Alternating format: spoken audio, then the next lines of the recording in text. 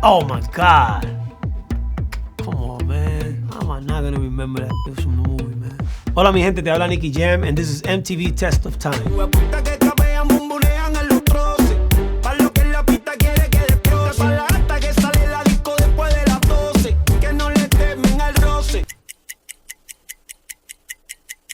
That's the video of Travesuras.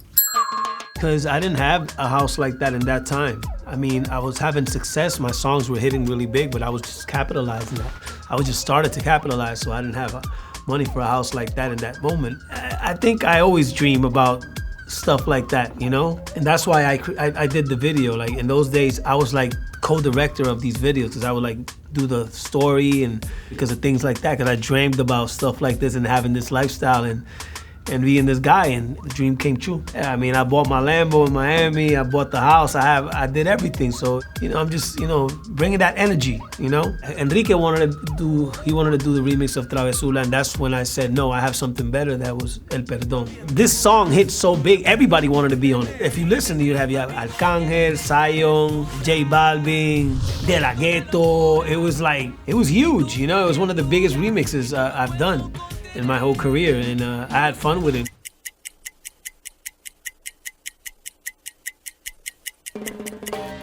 Oh my God, I would have never got that one.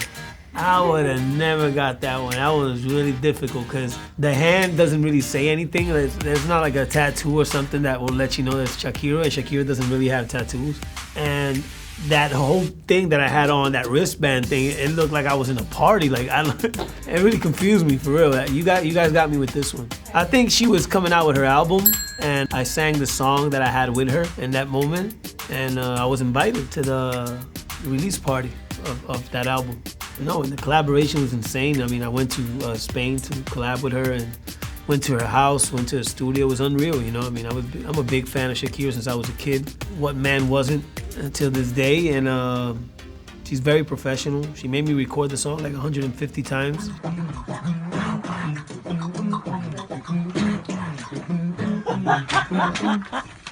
I mean, that album was very important for me for a lot of reasons. One of the reasons is it was my first album after my fallout, you know, not doing nothing for so many years. So I had so much faith on this album. I took my time, I worked on it. Most of the songs of this album, they became a hit instantly. I was in a creative space where I was having fun while I was doing it. So I enjoyed this album a lot. And just the name, you know, Phoenix, that's what people call me because, you know, I came from the ashes.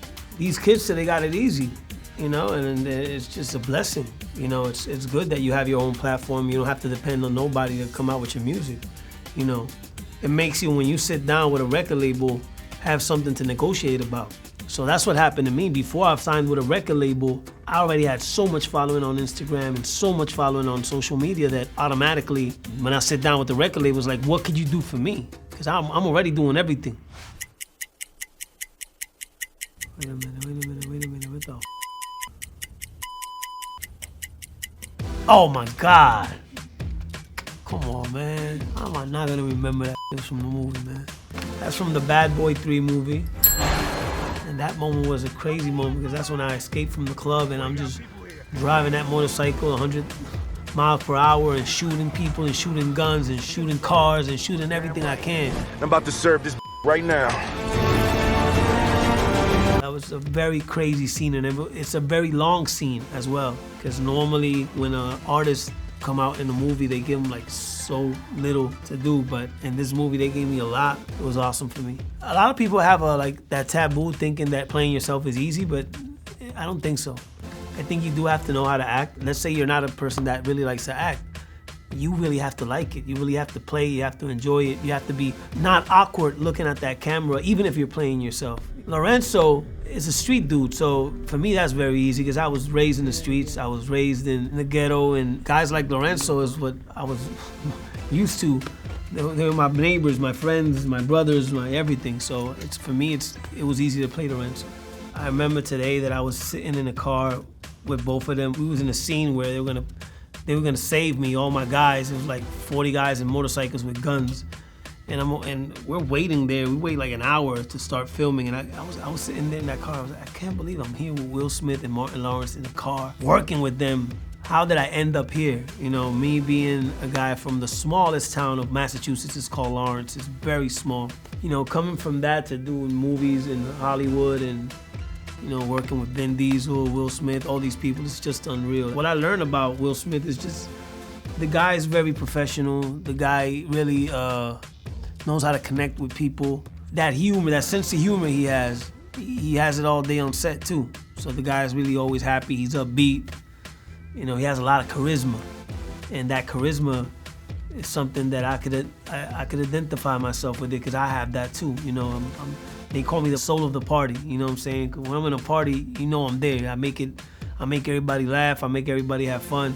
And Will Smith has that, you know, he has that gift. He makes me understand that people like me and him, we're always gonna be talented because of the charisma. The charisma is very important. Toda la mano pa arriba, muévelo, con todo el flow en el aire, muévelo, aquí todo el mundo vacila, muévelo, no vamos a parar. We did this song, Muévelo, and it was gonna be a single just to come out, but at the same time, the movie was coming out. So I think they called DJ Khaled and we made it part of the movie, and it was awesome. We killed two birds, one stone. Oh, you guys are killing me. I thought I was gonna get some more, but I mean, it looks like chandeliers. I was never gonna get that one. Damn, I thought it was a lamp, a chandelier lamp. Yeah, that was the World Cup. That was very, very big for me. I noticed that Will Smith has never done the World Cup. I had something to offer to Will Smith that he didn't have, and that's incredible. You know, that's something that he could say for the rest of his life. And I gave him that, but I said, bro, I'm gonna hook you up. I'm gonna put you on the World Cup. I need you to hook me up on a movie. And he was doing Bad Boys, and I knew that. Obviously, he made me do casting, and I did a good job, and I got the movie. You gotta be a hustler. You gotta be smart. Always on point. One truth, no fears, one flag. Oh yeah, we've been waiting for this. Oh yeah, where y'all at? We right here. Ya empezó la rumba y estamos celebrando. Todo el mundo que me levante la mano. To be honest with you, it's not a song that I would have done for the World Cup. I would have done something way differently, but I didn't have a choice. The record label was like, yo, you want to sing the World Cup? I'm like, hell yeah. Like, okay, but you have to sing this song. So they gave me a song. I like the song. The song is nice, it has good energy. When it says it's incredible. You know that Quavo wrote that song, right? Quavo from Migos. So yeah, it's crazy because it's kind of like a reggae type of vibe. You would have never expect Quavo, you know, he does trap and rap and all that, to do a song, commercial song like that. When I heard Quavo wrote that song, I was stunned and I was very nervous. It was the first time a reggaeton artist has done the World Cup. The closest thing we had to urban people doing the World Cup, you could say it was Pitbull. The fact that I was a reggaeton artist and I came from losing everything and living in Colombia, you know, just working for $1,000 a show. Going from that to performing at the World Cup is just unreal. Well, that's easy. Oh, that's La Industria Bakery. And I am holding 2 piles of pancakes. Incredible, it looks very tasty from here. I started working about this when COVID came. In that moment of COVID, I was really bored and I wanted to do something. I like the guava cheese one. It's this new one that we have now. So now that's Nikki's favorite. The guava cheese one. It's the one that you take the round metal thing and like a whole bunch of, I think it's white chocolate falls all over the pancakes. Is insane. Yeah, that was in the Choliseo with Daddy Yankee. This moment was like the first time I performed after having so much hits, and Puerto Rico loved it. So always being in Puerto Rico, you know, I feel I get reconnected with all my people, my culture, my swag. Papi, llegó el lavacarro más duro de toda el área este, ¿viste, papi? El más duro.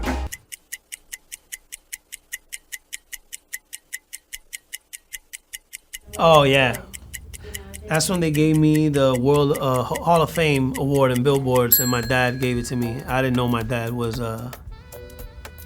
gonna give me that award. That's a very special moment. Actually, I told him, Dad, they're gonna give me the Hall of Fame award, and he's like ignoring me the whole time, and I was like mad because I was like, he don't get impressed anymore. I'm telling him I'm getting a Hall of Fame award from Billboards, and he don't care. Of course, he knew he was gonna give me the award, so he was kind of acting like he didn't care. So when he gave me the surprise, it was gonna be huge, and it worked. Nicky Jam.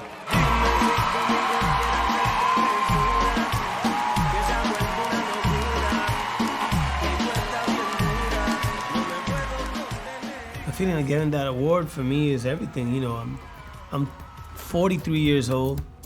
I'm still in the game, and normally when they give these awards to artists, they're like older, you know, because they've been so long, their career's been so long. But my career's been long, even if I'm young, because I started since I was a young kid. So just to be able to say I have 30 years in the game and I'm still popping and I still have songs killing the clubs and everybody having fun, that's amazing to me. I would say, yo, bro, a rough road is coming ahead, so be ready. And some good things are coming too, so be ready too. I worked with Eladio Carrion and I really enjoyed it so much. I mean, he has so much talent, he's crazy. When it comes to the studio, this new kid called Luar from Puerto Rico, he's really killing the game, and he went crazy on this new track that I have called The Cyber.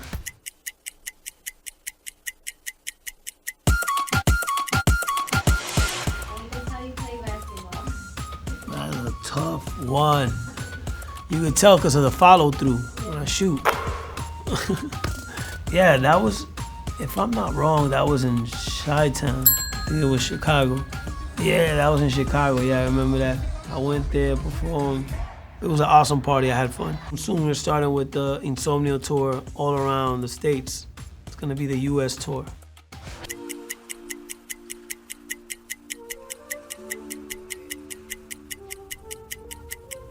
Yeah, oh, that's Insomnio, that's the video. I wanted the video to be very organic. I didn't want a video that people would see and, you know, and automatically, you know, see cliche, you know, and see something that they've seen in different videos. I wanted to do something very organic, and that's what Nicky Jam is, you know what I'm saying? Like, I walk around the streets, I say hi to everybody, I have fun. I appreciate my fans so much, so for me, just to, like, you know, do a video like this, it's having fun. It had kind of like a God plan type of vibe, you know? It was like just me having fun with the people, and I enjoyed myself very much. This song is a merengue, and I haven't done a merengue, you know? Never done a merengue, and I'm half Dominican, so it's part of my blood. So I said, man, I'm gonna kill that. I'm gonna do a merengue. I called the producer and I did that sound. And he's like, yo, that sounds awesome. I'm gonna do it exactly like that. And that's how we came out with the song. And so these last 2 years, I was just too crazy and drinking and having too much fun, I could say. Most of the songs, if you listen to them, they take place at nighttime. Like, you know, like I'm in the Cyber at 3 o'clock in the morning in my car. You know what I'm saying? All the songs talk about night. So when I sat down and I analyzed what name could I put on the album, everybody's like thinking, they telling me names and stuff. And then I came out with Insomnio, because the reality is it has that darkness. You know, it was a very dark moment in my life where I was like, you know, I had so much from the past hitting me in the present, you know? The most important thing is to be happy, and I'm happy the way I am, the way I live, and I invite everybody to live the same thing. Hey, this is Nicky Jam. Check out my new album, Insomnio. Thank you for watching. Thank you for the support. Nicky Jam, Joe.